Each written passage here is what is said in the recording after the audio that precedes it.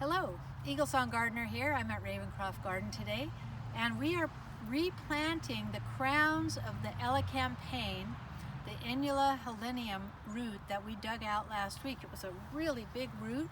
We made medicine with it. We cut some up for drying, and now we're returning the crowns of the root back to the place we dug them out.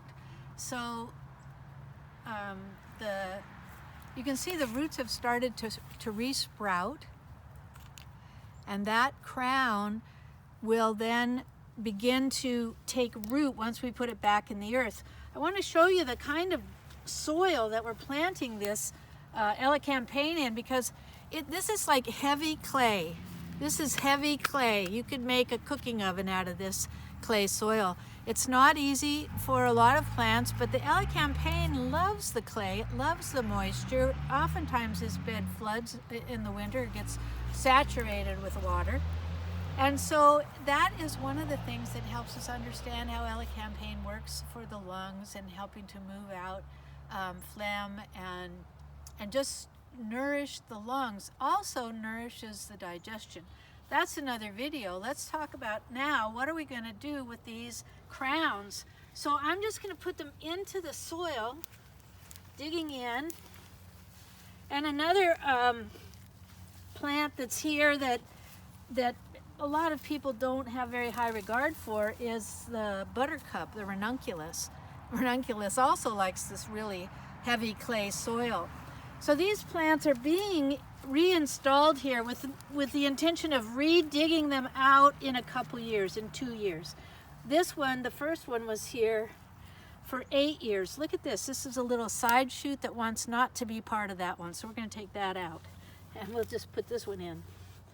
The crown tips have to be facing up. The roots will start to grow once the weather, once they just get settled in the ground again. We have wet, rainy weather here in western Washington. And so in they go. They're not being planted very deep. This is a lot of the ranunculus root we don't need. I'm not planting them too deep. This one's going to go over to a nursery bed. And there's a little root. Okay, because I have soil from the chicken yard that I'm putting over the top. This is a big, hardy, tough root. It grows a big, hardy, tough plant. This is a great plant if you live in a damp climate or have heavy soil to bring into your garden. Elecampane. All right, so now we have a good 2 or 3 inches of composted chicken yard soil. That's good.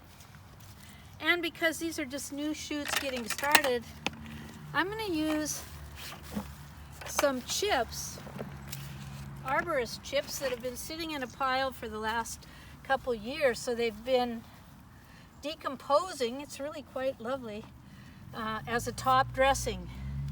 And we have here the roots of mycelium that has sprouted all kinds of mushrooms out of that chip pile over the years. But for right now, we're just setting everything in there. And those are replanted and ready to go. So I love gardening. It's one of the few places where you can divide to multiply. And this is a plant that is beautiful in the garden.